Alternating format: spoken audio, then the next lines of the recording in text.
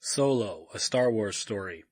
This is a movie that exists, I guess. Probably the most unnecessary Star Wars film ever made. That said, I kinda liked it. It has a lot of problems. It has a ton of problems. But Solo's not nearly as bad as it should be given all of the behind the scenes nonsense, the fact that the movie was basically reshot and they shot the entire movie twice, the fact that its lead actor had to take 2 weeks off for acting lessons after filming started. That all said, it's not terrible. No, as I said, it's not great. There are pacing problems. Actually, probably the worst is there are major pacing problems. I don't know how much of Lord and Miller's version survived into this, but they are not credited as directors. This is solo Ron Howard for credit. The Lord and Miller version, I wager, was quite different. To the movie's credit, I can't tell what might have been Lord and Miller and what might have been Ron Howard. So at least they did match the tone between everything. But Solo, it wasn't too bad. And in all honesty, it was kind of refreshing to have a Star Wars movie that was about what could technically be called meaningless shit. This one wasn't about Death Stars or the Skywalker family or the fate of the galaxy or the Force or any of that. It was kind of nice to just have a Star Wars movie that was a space adventure, that was sort of a Western in space, kind of like what the first film at least tonally tried to do. This isn't terrible. Like I said, the pacing is bad. The pacing is terrible. I think this movie needed another editor to go over it with clean eyes. There's easily 20 minutes that could have been taken out of this movie, and a few scenes could have drastically been shortened because they just kind of kept going on. The atmosphere is right. I think the movie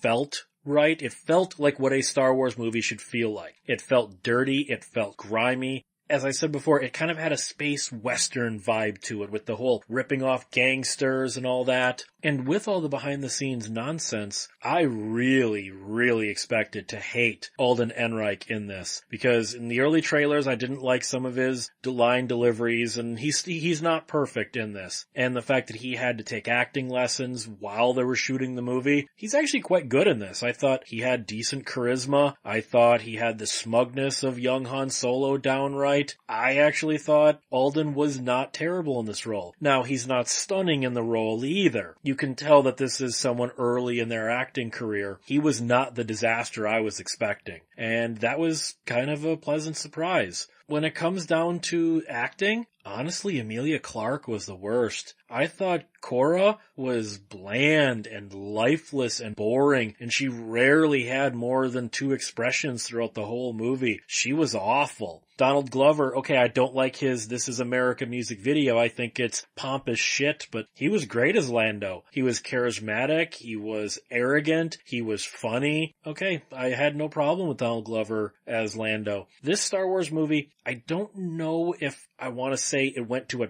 dark place, but there were 2 things that were just quick mentions in this movie that I was thinking, okay, I never thought I'd see that in a Star Wars movie, and that is sex with the robots, between robots and biologicals, and castration of slaves. Yes, they make sense in the context of both where they're put, just never thought the Star Wars universe needed those things. It was kind of interesting to see some of the inner workings of like the day-to-day Empire without, Vader and Tarkin and all that. It was kind of interesting to see like, the rank and file stormtroopers and ground troops and pilots. I don't know if this was something they intended to do. There was always that old plot hole of I did the Kessel Run in less than 12 parsecs. Well, a parsec is a measurement of distance and not a measurement of time. So that was always a plot hole. This actually kind of plugs that plot hole because Solo actually cheated on what the 20 parsec route was supposed to be, and he did it in 12 because he cheated and did something he shouldn't have been able to be possible to do. In a way, it even plugs that plot hole. Is that what we're doing now? Are we making whole movies plug plot holes like this plugs that plot hole up? Rogue One was all about to plug the plot hole of the exhaust port. Is that what all the Star Wars side movies are going to be now? Going, well, there's some plot holes, we need to deal with this. The only thing that really drug this movie down for me, not counting the pacing issues, but of the story, was the L3 robot. Not the character itself, but the L3 robot is such a Kathleen Kennedy SJW fucking insert. It's ridiculous. The robot is constantly complaining about getting equal rights as humans. She starts a revolution and then is all happy and she's, equal rights and that's racist against robots and you shouldn't be being used like this to droids. And I'm like, oh my God. I'm not saying that's a bad thing because everything L3 was saying are things that needed to be said. They just don't need to be said in a Star Wars heist movie. This is, Kathleen Kennedy, remember, proudly wears her t-shirt, "The Force is female." And The Last Jedi had so much SJW bullshit inserted into it. You can see Kathleen Kennedy was like, no, we need a vaguely gender-neutral robot that's going to speak to the lefties out there to counteract the Empire. And it's like, oh, come on. That really bugged me. Like I said, not the L3 character itself, but the fact that it's